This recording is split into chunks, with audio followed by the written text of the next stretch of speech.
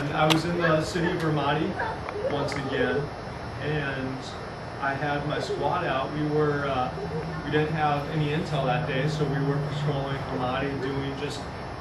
random searches, looking for hidden weapons. And we came upon this house that was kind of unique. It was your typical Iraqi dwelling, but what was special about it was it had this walled-in courtyard. And in this courtyard was just this nice, luscious green lawn and a beautiful garden that would have been the envy of anyone here, let alone in the middle of the desert. And we thought, well, that's different. Let's search this house. So go in, and my squad starts searching the house, and they're not nice when they search the house. They just rip everything up, and I got my mine detector out and just started sweeping this guy's yard. And there's lots of metal signatures in the ground, so I was just tearing this guy's lawn and garden up. And in the end, he turned out to be innocent. But the weirdest thing happened while I was in the middle of sweeping this guy's yard with my mine detector, and I was on my knees with the shovel, just digging a hole, and I looked over at the doorway, and I saw the man of the house coming out, and he was carrying this tray of tea. And he started going to every one of my squad members, and he started serving them this tea. And then he came up to me, and when he was serving me this tea, I looked in his eyes, and I just saw this kindness and compassion that I had never encountered before. And furthermore, he started speaking to me in English, and he started asking me questions like he wanted to be my friend.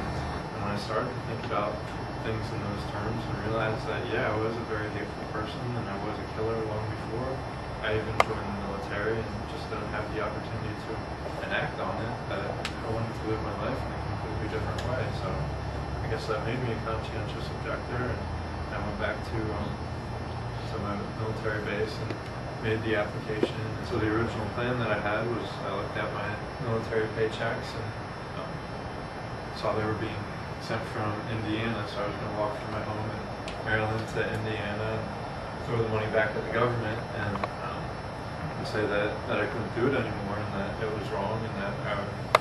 didn't feel comfortable giving that money, and that if I needed to serve the rest of my enlistment in prison to really live out my beliefs, then that's where I needed to be. So I started telling different friends and family members about this plan, and I told my parents, and at first I didn't know how to respond, or they came to me the next day and kind of put a whole twist on the parent-son talk. And, some we don't think this is exactly the wisest decision we could be making, but they had done some research, and they told me about this other thing called conscientious objection, which I hadn't really heard about before, but it's this military process that says at the time of your enlistment it was compatible with your beliefs to partake in war and violence and killing, and since that time you can no longer do those things in good conscience, and make the application, and if you get approved, then you get released from the military. So Kind of wondering, among the people that you guys served with, how popular, quote, popular is the war, or these wars, because it's not one war, it's Iraq and it's Afghanistan. I remember when I was getting out, it was almost it was interesting because so many guys had enlistments ending at near the same time as me, and we'd always talk about how we're all going to get out together and do all these cool things. And as more and more time, as our time got closer to the end of our enlistments, we all started to kind of have wake-up calls like, oh my gosh, I don't know how to do anything but kill people. That's all I've been trained to do for the past 4 years, when all of my friends are graduating college with degrees and still not finding jobs. And so we started wondering how we're gonna find jobs, pay rent, get food when we've had all this provided for us for the past 4 years. And then we started looking at some pretty hefty bonuses. I was offered like 60 grand tax-free to stay in. and and most guys ended up re-enlisting just because it was scary, this prospect of just getting out and not being able to find any work or anything like that, and that they knew they had a steady paycheck and meals in the bed in the military, and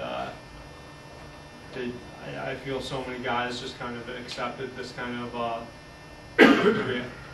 reality that, you know, war is my job now,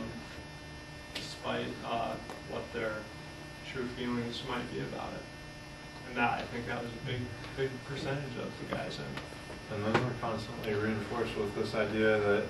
well, even from basic training, but building off of that, that you've been through war, you've been through this experience, and the common person who hasn't been can't understand it. And so there's this isolation that a lot of guys feel that they'll never be able to really fit back into anything other than this military system, and it definitely builds off that, what it creates, that isolation that it does create. Yeah, and that's something we can all help combat, and just the people that we do know in our lives that are in the military, and, you know, getting back, just let them know that you're there to support them, that you're there to just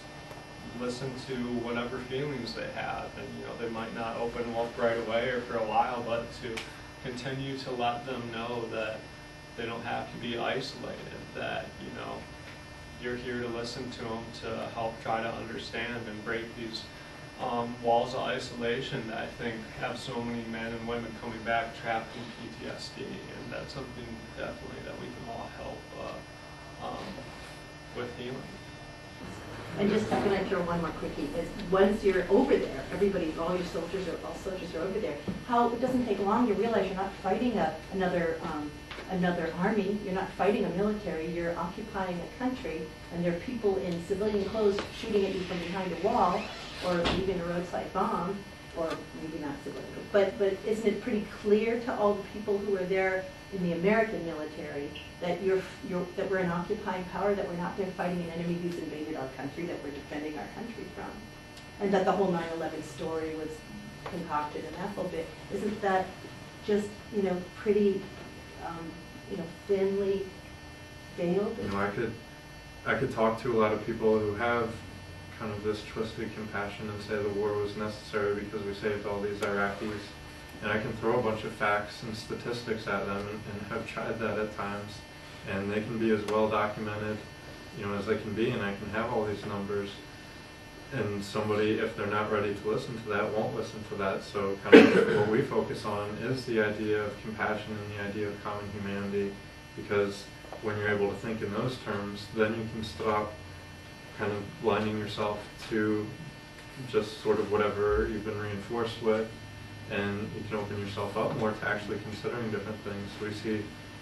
We see that compassion and that opening up of mindsets as really the first step and the most important step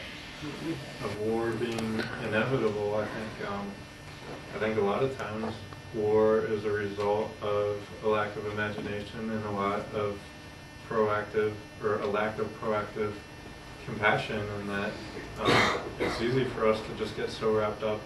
in our lives and not look at there's always going to be conflict, that's a definite, but the way we deal with it, we definitely have a choice over, and we can choose to listen, or we can choose to sit back, and then if something pops up as a threat, to just stereotype and judge and hate on that threat, and say violence is the only way we can solve that, without